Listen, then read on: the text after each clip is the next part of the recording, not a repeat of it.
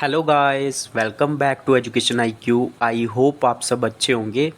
तो आज का जो हमारा द हिंदू एडिटोरियल आर्टिकल है वो है push for more women this time in the police.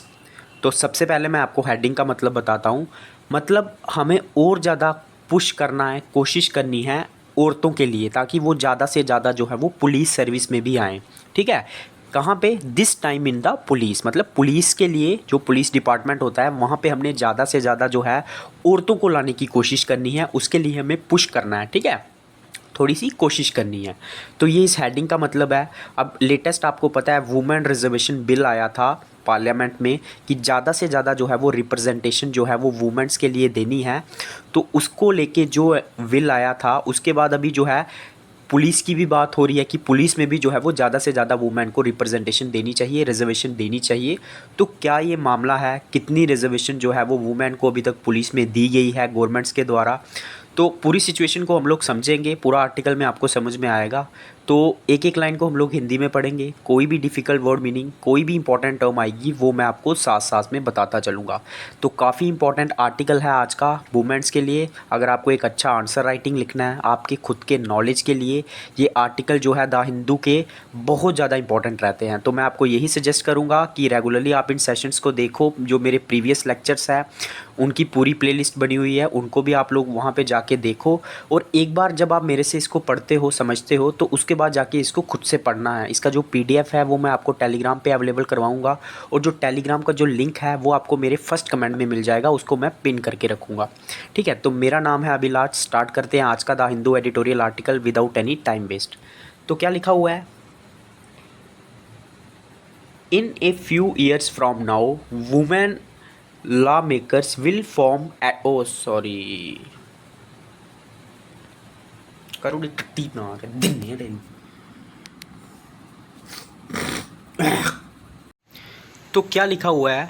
In a few years from now women law makers will form at least 33% of the all law makers in India.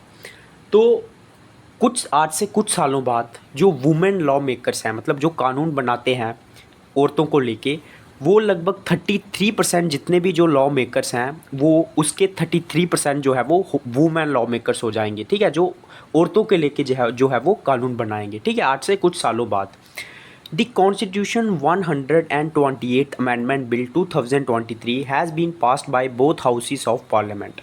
तो जो constitution का 128 amendment bill है वो दोनों houses ने पास कर दिया।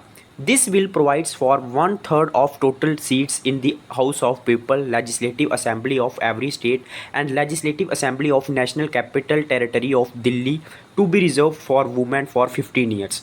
तो ये जो बिल था इसने क्या किया, जो टोटल सीट्स हैं उसका एक हिस्सा, मतलब 1/3 जो है हिस्सा, वो क्या होगा हाउस ऑफ पीपल में, मतलब लोकसभा में, लेजिस्लेटिव असेंबली में जो हमारी स्टेट्स की होती हैं हर स्टेट की, और जो लेजिस्लेटिव असेंबली होगी दिल्ली की, वो रिजर्व्ड रखी जाएंगी वुमेन्स के लिए। ठीक है, मतलब 15 साल के लिए।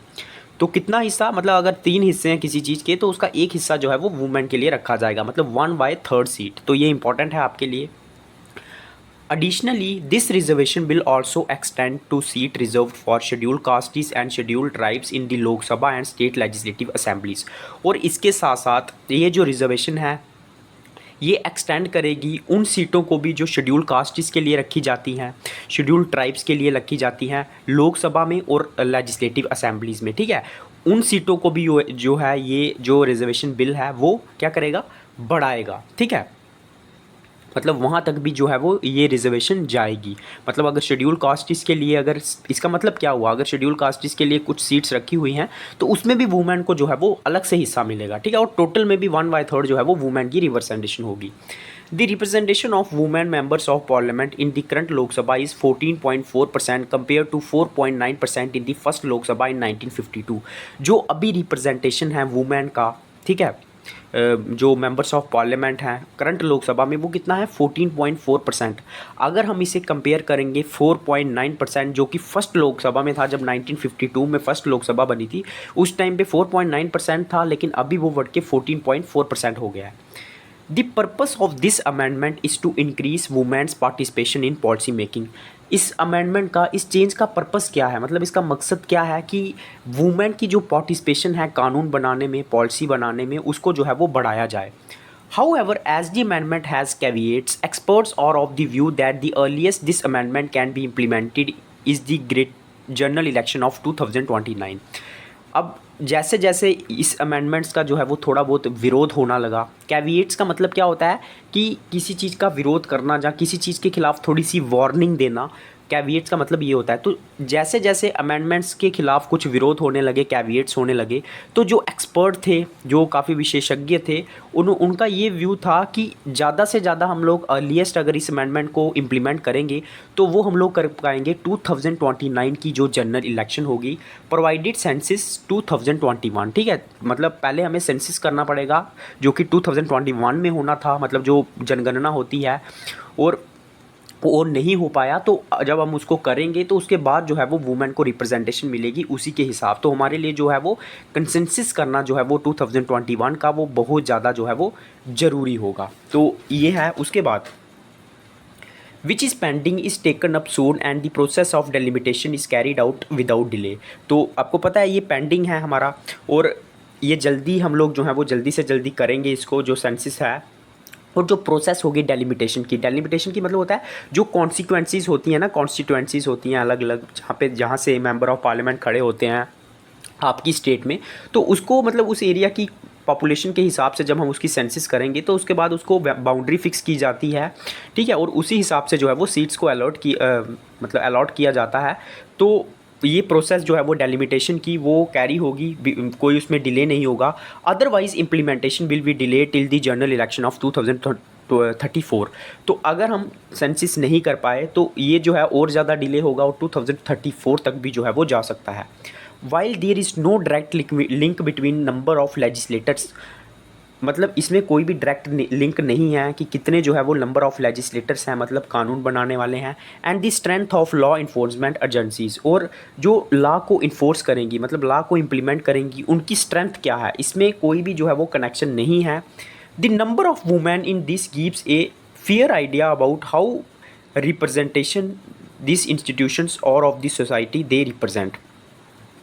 तो इसमें कोई डायरेक्ट लिंक तो नहीं है कि कितने जो है वो नंबर ऑफ़ लेजिस्लेटर्स हैं, मतलब कितने कानून बनाने वाले हैं, और जो उसको कानून को इम्प्लीमेंट करेंगे, लॉ इन्फोर्समेंट जो एनर्जीज़ हैं, सॉरी एजेंसीज़ हैं, ठीक है, जैसे पुलिस हो गई, तो उसमें कोई डायरेक्ट लिंक तो नहीं है। लेकिन फिर भी जो नंबर ऑफ़ वुमेन होती है ना, ठीक है, इन इंस्टीट्यूशंस में, जैसे पुलिस में कितनी वुमेन है, या फिर जो कानून बनाते हैं पार्लियामेंट में कितनी वुमेन है, ये क्या बताती है हमें, एक फेयर आइडिया, मतलब एक सही आइडिया देती हैं about how representative this institutions are of this society they represent. मतलब ये कितने रिप्रेजेंटेटिव हैं इन इंस्टीट्यूशंस को हाउ रिप्रेजेंटेटिव दिस इंस्टीट्यूशन, मतलब ये कितने रिप्रेजेंटेटिव हैं, कितनी रिप्रेजेंटेशन प्रोवाइड करते हैं औरतों को, अलग अलग चीज़ों को, जिन सोसाइटी को ये रिप्रेजेंट करते हैं उनको कितनी रिप्रेजेंटेटिव प्रोवाइड कर रहे हैं, मतलब कितनी वुमेन्स को सीटें दे रहे हैं, कितनी शेड्यूल कास्टिस को दे रहे हैं। तो ये चीज़ें जो है हमें दर्शाता है। उसके बाद reservation the actual availability in the police, मतलब अभी हम लोग देखेंगे कि एक्चुअल में कितनी रिजर्वेशन दी जाती है वुमेन्स को पुलिस में। Most state have a policy to fill up 30% और 33% of the vacant post of direct recruitment with women in their police forces through a horizontal reservation. बहुत सारी ऐसी स्टेट्स हैं हैव ए पॉलिसी, उनकी एक policy है कि वो क्या करते हैं, 30% या फिर 33% ऑफ दी जो वैकेंट पोस्ट होती हैं, मतलब जो खाली पोस्ट रह जाती हैं जब हम लोग डायरेक्ट रिक्रूटमेंट करते हैं with women in their police forces through horizontal reservation, उसको वो फिल किसके साथ करते हैं, औरतों के साथ फिल करते हैं जो सीटें खाली रह जाती हैं हॉरिजेंटल रिजर्वेशन के थ्रू। दैट इज़, इसका मतलब क्या है, if the minimum reserved vacant seat are not filled up in the category of SC ST other backward classes and unreserved with women on merit, women candidates are pushed up in the list to make up for the gap. अगर कुछ सीटें जो reserve रखी गई थी ST के लिए, SC के लिए, OBC के लिए, या फिर जो अनरिजर्व्ड सीट्स थी वुमेन के लिए, अगर वो खाली रह जाती हैं तो वुमेन को जो है वो पुशअप किया जाता है कि उस गैप को वो फिल करें, और वो सीटें जो है वो औरतों को दी जाती हैं। उसके बाद the reservation for women in the state armed police forces is restricted to 10% in some states. कुछ स्टेटों में जो रिजर्वेशन है, जो स्टेट आर्म्ड पुलिस फोर्सेस होती हैं, उसको 10% तक रखा गया है।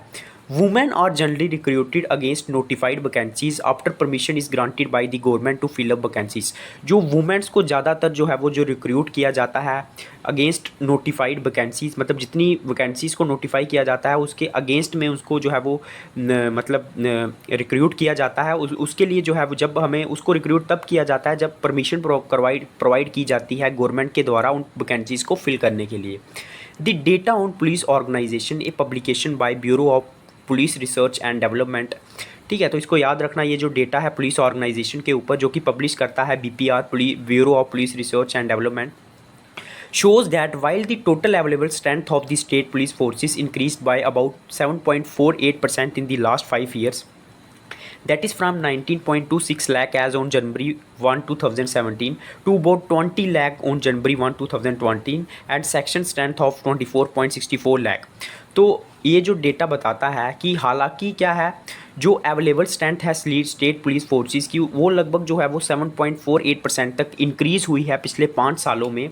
लगभग 19 लाख से वो जो है वो 20 लाख तक पहुंच गई है जनवरी 2021 तक। उसके बाद क्या है, The representation of women in the state forces increased from 1,40,184 to 2 lakh. तो वुमेन की जो रिप्रेजेंटेशन है स्टेट पुलिस फोर्सेस में वो भी जो है वो बड़ी है, 1,40,000 से लेके 2,17,026 तक हो गई है इसी पीरियड के अंदर। तो विच इज़ अबाउट 7.28% एंड 10.47%। ठीक है, तो 10.40% तक जो है वो वुमेन की भी बड़ी है रिजर्वेशन, और मतलब जो उनकी भी जो है उनको भी ज़्यादा से ज़्यादा जो है वो मौके दिए गए हैं of the total available force respectively। through this data for the year 2021 has not been published। हालांकि ये जो डाटा है इसको 2022 तक जो है वो पब्लिश नहीं किया गया है। The ministry of home affairs inform the Rajya Sabha in February 2023 that the representation of women in the police force remained at 11.7% of the total state police force. लेकिन मिनिस्ट्री ऑफ जो होम अफेयर्स है उसने बताया था कि जो टोटल रिप्रेजेंटेशन है women की वो लगभग 11.17% तक रहेगी। टोटल स्टेट पुलिस जितनी भी फोर्स है उसमें 11.7% जो है वो रहेगी। ठीक है, according to detail published by BPR and D, अगर 2021 तक देखें, a few states such as Kerala, Mizoram and Goa do not have a policy of reservation for women in the police force.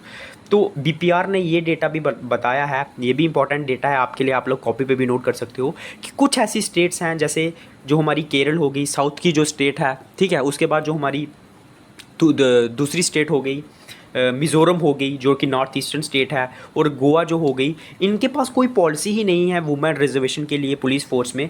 But women's representation in this states varies between 6% and 11%। लेकिन जो women's की representation है इन state में वो लगभग 6 से लेकर 11% तक है। Bihar provides for 35% reservation for women and 3% for backward caste women.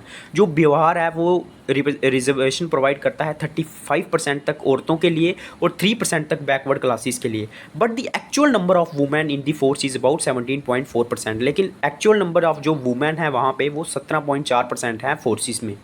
Chandigarh has a maximum percentage of women in the police force. Chandigarh में सबसे ज़्यादा परसेंटेज है वुमेन की पुलिस फोर्सेस में, लगभग 22%, और जम्मू एंड कश्मीर में सबसे कम है, लगभग 3.3%। Himachal Pradesh has notified reservation for women but 20% vacancies of constable are filled up by women. Himachal Pradesh ने भी नोटिफाइड की थी रिजर्वेशन वुमेन के लिए, लेकिन जो 20% वैकेंसीज है कांस्टेबल्स की वो औरतों द्वारा फिल की जाती है। Through the Ministry of Home Affairs has repeatedly asked states to increase the representation of women in the police force to 33%. The actual availability remains low। हालांकि जो मिनिस्ट्री ऑफ होम अफेयर्स है उसने बार बार repeatedly जो है वो states को बोला है कि आप वुमेन की रिप्रेजेंटेशन को बढ़ाओ पुलिस फोर्स में और इसको 33% तक कर दो, लेकिन जो एक्चुअल अवेलेबिलिटी है वो काफ़ी कम है। Many states do not have a permanent police recruitment board and do not have a free hand to undertake recruitment at regular interval. बहुत सारी ऐसी स्टेट्स हैं जिनके पास एक परमानेंट पुलिस रिक्रूटमेंट बोर्ड है ही नहीं, और उनके पास फ्री हैंड भी नहीं है। ठीक है, मतलब उनकी अपनी मनमर्जी भी नहीं है कि वो रिक्रूटमेंट ले सकें रेगुलर इंटरवल्स में। ठीक है, assuming that the attrition rate in the police forces is about 2.5% to 3% and the annual sanction of new posts to be about 1.5 to 2%, recruitment is done only against 4 to 5% of the total post। तो इस चीज़ को अगर हम मानें कि जो attrition rate है, attrition rate मतलब क्या होता है, किसी चीज़ को छोड़ देना। अगर कोई जॉब को एम्प्लॉयर छोड़ देता है तो उसको बोलते हैं एट्रिशन रेट। तो एट्रिशन रेट जो पुलिस फोर्सेस में है लगभग वो 2.5 से 3% तक है, और जो एनुअल सेक्शन पोस्टें दी जाती हैं, न्यू पोस्ट दी जाती हैं, वो लगभग 1.5 to 2% है। Recruitment is done only against 4 to 5%, लेकिन जो रिक्रूटमेंट होती हैं वो सिर्फ 4 to 5% of the total post के ऊपर होती हैं। Thus, going by the past, it would take not less than 20 years to increase the women reservation from 10% to 30% in the entire police। तो अगर हम लोग पूरा पुराना इतिहास देखें तो लगभग हमें 20 साल और लगेंगे वुमेन की रिजर्वेशन को 10% से लेके 30% तक करने में इंटायर पुलिस में। अब हम लोग बात करेंगे क्राइम डेटा के ऊपर और क्यों जो है हमें जो वुमेन पुलिस की ज़रूरत है। With criminal law and criminal procedure on the concurrent list, the central government has made various amendment in this law। आपको पता है जो क्रिमिनल लॉ होते हैं और जो क्रिमिनल प्रोसीजर होता है वो हमारी कंकरेंट लिस्ट में है। कंकरेंट लिस्ट मतलब जिसमें स्टेट भी नियम बना सकती है और जो सेंट्रल गवर्नमेंट है वो भी नियम बना सकती है।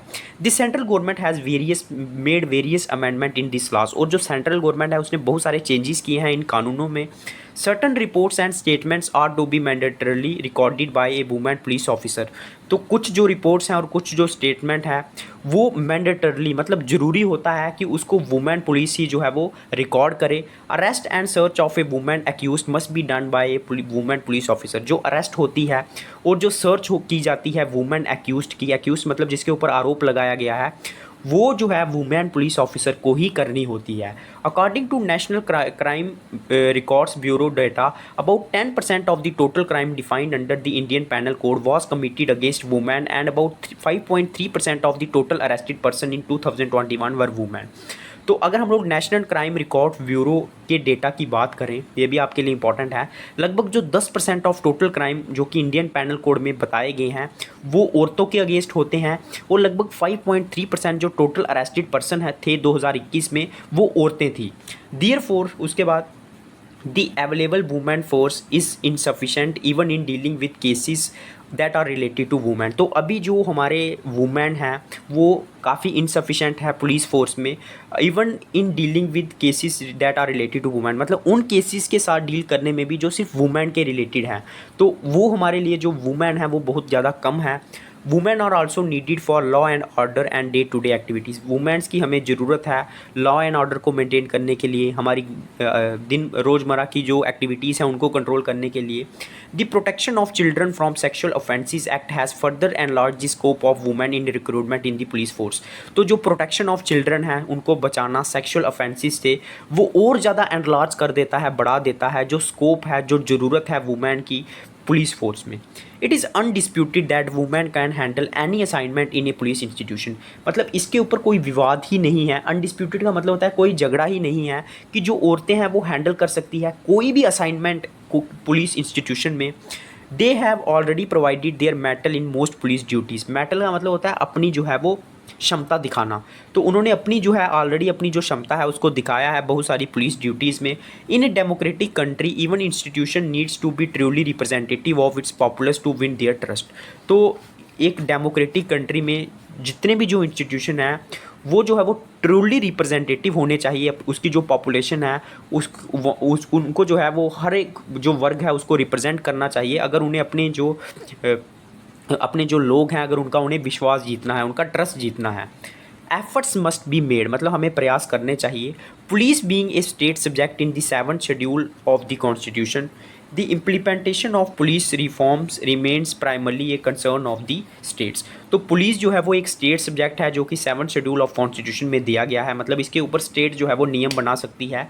तो implementation of police reforms remains primarily एक कंसर्न ऑफ द स्टेट्स। तो इम्प्लीमेंट करना मतलब लागू करना पुलिस को लेके जो रिफॉर्म्स हैं, चेंजेस हैं, ये प्राइमरली कंसर्न होना चाहिए स्टेट्स का, मतलब ये स्टेट का मुद्दा होना चाहिए। The ministry of home affairs began providing financially incentives from 2018-19। जो मिनिस्ट्री ऑफ होम अफेयर्स है उतने कुछ इंसेंटिव्स मतलब कुछ पैसे वगैरह जो हैं वो प्रोवाइड करना स्टार्ट किए थे 2018-19 से। इंसेंटिव का मतलब होता है कुछ हेल्प प्रोवाइड करना। By reserving 10% in the first year and 20% of the total modernisation fund year after. पहले जो साल था उसमें 10% उन्होंने जो है वो इस चीज़ के लिए दिया, पुलिस रिक्रूटमेंट के लिए। उसके बाद जो 20 है वो दिया to states that implement police reforms to a satisfactory level, ताकि जो स्टेट्स हैं वो इम्प्लीमेंट कर सके जो भी पुलिस रिफॉर्म है उसको एक सेटिस्फैक्ट्री मतलब उसको सेटिस्फाई होके जो है वो इम्प्लीमेंट कर सके। Merging women police with the regular police one such reform.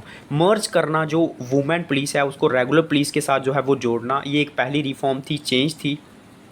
Similarly through the establishment of the police recruitment board was another such reform. तो उसके बाद उस सेम तरीके से एक एस्टेब्लिशमेंट करना एक पुलिस रिक्रूटमेंट बोर्ड का, ये एक और रिफॉर्म थी।